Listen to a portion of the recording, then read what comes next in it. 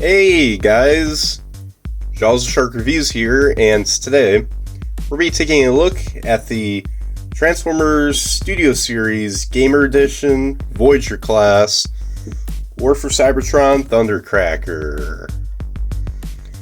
And yeah, so here he is right here in his jet mode. But before we take a look at Thundercracker himself, let's get a look at the packaging he came in. And yes, this is the last of the three War for Cybertron video game seekers from the Studio Series line. And yeah, but unlike Starscream and Skywarp, Thundercracker right here has the updated 2025 Studio Series packaging. And yeah, but I think it looks alright. Yeah, so anyways, let's take a look right up here. You get this nice little art here of Thundercracker. He's just giving some kind of evil grimace. Then here he is in jet mode. The Studio Series logo right here. We're Cybertron Thundercracker. And he's 29 steps. Here's the top and the back, and here's the side. So you can see this right here. And then here's the other side. You know, this is Voyager class, and then it's just an extension of what we see on the front. Let's see, and finally here's the back. So you know, you get a little render of Thundercracker from the game, and you know, it just gives you a little bio right here. And then here's some product renders. He has 29 steps to convert, and then you know, you get this right here too. And here's the bottom. And yeah, that's pretty much it for the packaging. So let's bring the little Thundercracker right back to where he belongs, on the review table. And yeah, so this is definitely one I think we all expected. You know, as soon as we saw a Starscream announcement like 2 years ago, like we all knew that they were going to do Thundercracker and Skywarp. So, and you know, of course they did follow up on that. So yeah. But yeah, so anyways, let's get a close-up look right here at Thundercracker. And yeah, you can see, you know, he's got that nice light blue with some paint, silver paint and red paint. And I love that metallic look they got here in the back, like with the silver. It's kind of shinier. I think it's the same one they used here in the front, but I also like what they did here for like the tail fins, sort of. So that's cool. Here's the back, and you know, you can plug in some like fire effects if you want to make it look like he's flying off. And yeah, and then here's the bottom. Of course, you can see his face right there. But yeah. It's a little awkward looking. You can somewhat tell it's a folded up robot, especially right with the legs, but you know, it's not too bad looking. And yeah, I'm trying to think what else. There's not really a whole lot to look at right here. It's just, you know, a simple War for Cybertron Thundercracker, so in jet mode. You know, there's a little bit of a gap here, which is kind of unfortunate, but you know. But nothing, aside from the color scheme, nothing has changed from, you know, Skywarp and Starscream before him. So, you know, it's not too much to note here. But, yeah, so anyways, now for the accessories. He does come with, surprise, surprise, a mace just like his Seeker brethren.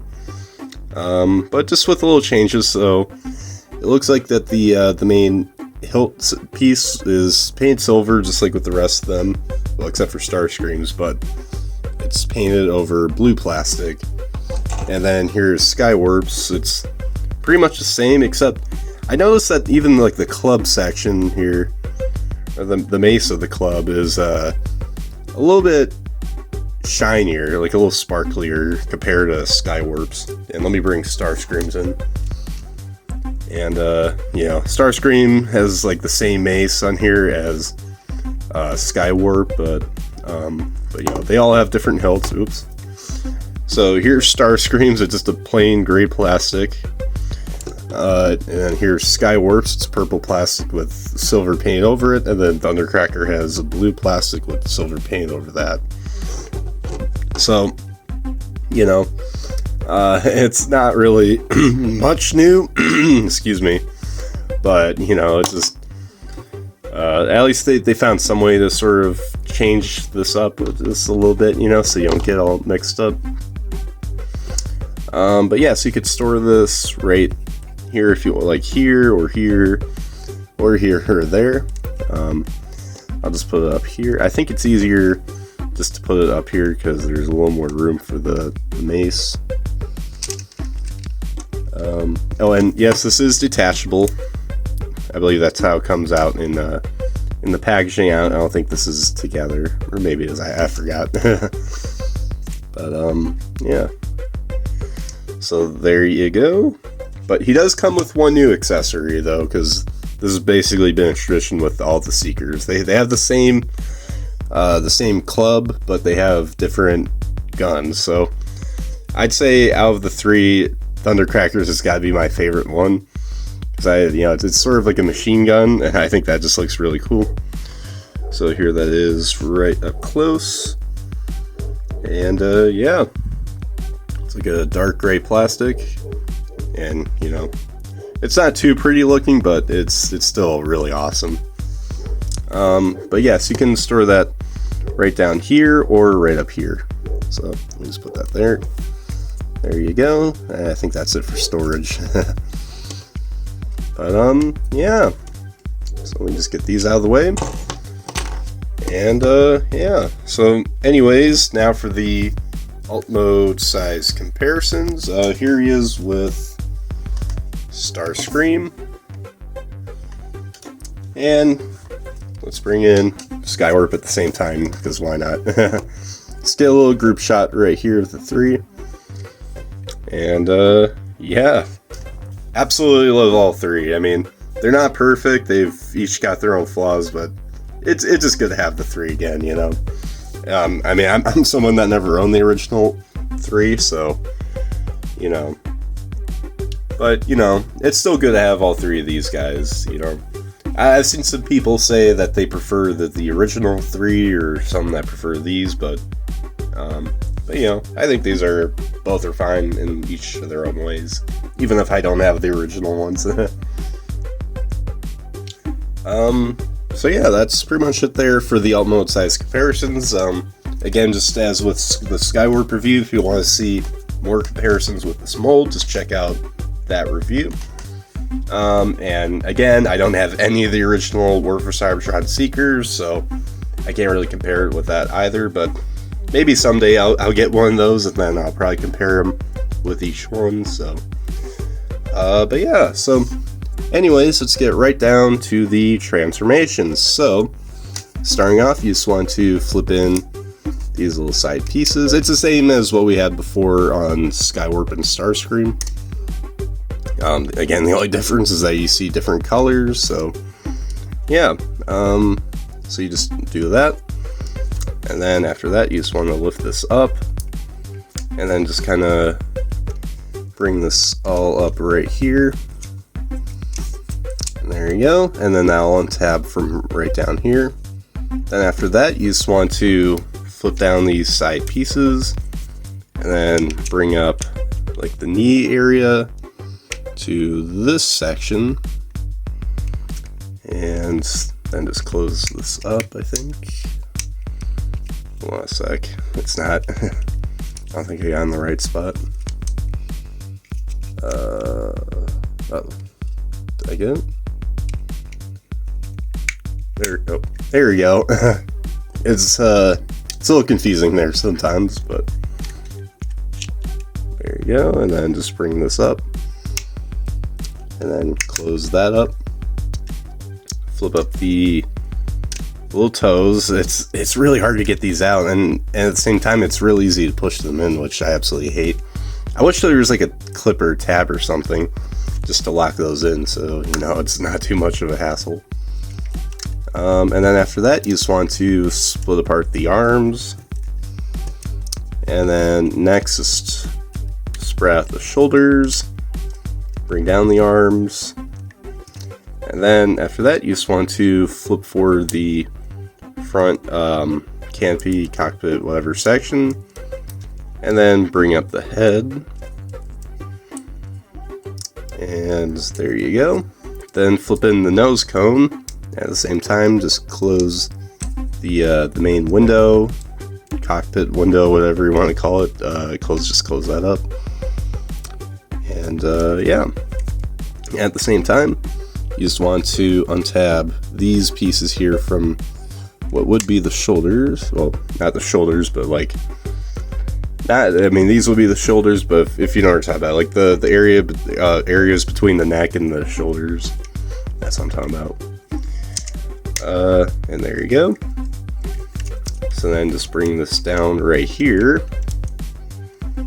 and then push this all down, move these kind of to the sides, and then after that you're just going to flip in these like little blue pointy pieces, and then close this all up, and then you just want to rotate these around. However, I know there's something wrong with at least my copy of the figure, or because of the metallic plastic, or not the plastic but the paint, it's like really easy for these things to pop off, as you can see right here. Like initially I thought I broke it, but no, I didn't. As you can see, there's nothing really wrong with it, but it just likes to pop off a lot for some reason, which is really annoying. But yeah, you could swivel that up right there, and then push this up, and then close up this area right here, and just do the same thing right there, and then push back the wings, and then close that all up right here. And once you guys got that all done, there you guys have Thundercracker in his robot mode. And yeah, I'd say he looks really good. You know, people give this mold a little bit of slack, you know, because the big like chest thing, but it's really not that bad. You know, it still gets the job done. So, but yeah, so let's straighten this up. Let's see, get a better look. And yeah, pretty cool. Let's give you a little 360-degree spin here. And yeah, all right. So anyways, now for the head sculpt. Here it is, and I really love that they painted his eyes yellow, because for those who don't know, in the War for Cybertron and Fall of Cybertron video games, he did have yellow eyes, unlike his brethren who had red eyes. So that's nice attention to detail. And yeah, you get, it's mostly blue plastic, but you do get some blue paint, like I think right here. Oh no, that's blue plastic. Never mind. Like I think the only area you do get blue paint is on these little tail fins here. But even then, you don't really see much in robot mode. So yeah. So you get a little purple paint right here and there. And get some gray right down here too for the shins and the knee pads. And yeah, here's the back. I mean, sculpt wise it's still the same. It's just the only thing that's new is I think the head sculpt, it might be a little different, because it looks like his mouth is a little open. Yeah, because I don't know if on Starscream the mouth is open. It might have been in Skywarp, but either way I think it might have been a different facial expression. I don't know. Well, we'll have to compare him to the other two later in the review, but for now, let's just focus on the articulations. So, it's, the same as what we've seen before. So, let's see. So, head's on the ball joint. It can move side to side. His head can look up just about that far. If you want to move it further back, then it undoes this right here, so you don't want to do that. I mean, you could, but it just looks a little ugly. And you can look down this far. The head can look to this side and that side. It's really hard moving this around with his whole junk right back here, but I mean, hey, it's accurate to the game, so what are you gonna do? Now let's see, his shoulders do swivel the full 360 degrees. It's a little hindered by the swing right here, but you can always move it back. And yeah, he does have a bicep swivel, a double bend at the elbow. Oop, and this all came apart right here. You're not supposed to see that right now. Let's see. And he does have a wrist swivel, so that's nice. He does have a waist swivel. Legs can kick up this far and back that far, so still plenty of range. And then they can move outwards this much. He does have knee bend at the knee, both knees. Excuse me. He does have ankle pivots, and of course his toe can move back and forth. Although it's really annoying because sometimes it just gets stuck in there. But yeah, so that's pretty much it for the articulation on this guy. So, you know, nothing's changed, but I still like it the way it is, you know, it's good. You can get some really good poses out of him. And, yeah. So anyways, now for the accessories. Again, you know, it comes with his club and his gun. So, first, I guess I'll show off the gun, because it's a little more interesting. So here it is again.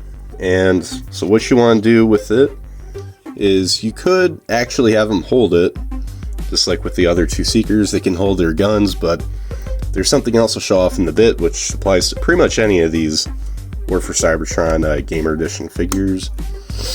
So, yeah, you know, he can hold it right here. It looks a little awkward, but he can hold it.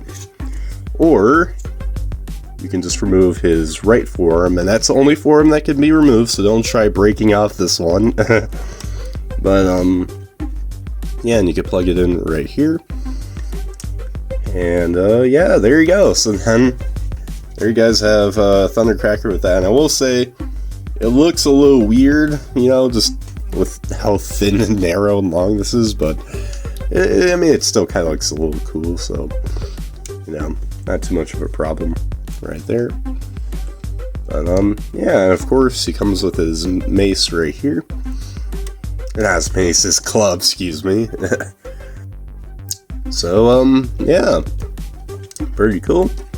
Let me just go ahead and reattach this, because it's looking a little too gruesome for me just to see him without his forearm. So let's just put this right back on here and reattach this gun to the hands. And there you go. So, yeah, now anyways, whoops. Anyways, now for the robot mode size comparisons. Here he is with Starscream and with Skywarp right here, and yeah. So we finally got the trio right here, right in front of our eyes, in their robot modes. And yeah, again, like I said before, it's not a perfect mold, obviously, but it's still really, really nice, you know. I mean, I will say with Skywarp, it's just kind of lacking right down here, because I'm pretty sure he had, like, I think, like, dark shins or something, or, you know, but they decided to make it all purple right here, which is not even game accurate, but anyways, back to what I was saying. You know, these aren't perfect, but I still find them pretty nice. Probably some of my favorites so far from the Gamer Edition line. And you know, and I've always been a huge fan of the War for Cybertron Seeker design. It's like probably one of the most underrated ones. So, you know, it's good that Hasbro has updated this mold to, you know, current 2020s engineering. So, yeah. But yeah, again, if you want to see more comparisons with this mold, just check out my review from well over a year ago of Starscream. So there you guys have my review for the Transformers Studio Series Gamer Edition Voyager class Thundercracker. And while I will say he's not a perfect figure, I think he's still a decent War for Cybertron Thundercracker figure. You know, he's got some, you know, like little weird tolerance issues and stuff. But I'd say overall, though, he's pretty solid, you know, just like the other Seekers, yeah, so that's all I gotta say. I mean, not much has changed for my opinion on this mold since Skywarp or Starscream. But you know, still really cool. I really like how they did his face too with the yellowish eyes. So yeah, but yeah, so anyways guys, make sure guys like, subscribe, comment, share for more, and comment down below what you guys think of this figure. So anyways guys, as always, till all are one.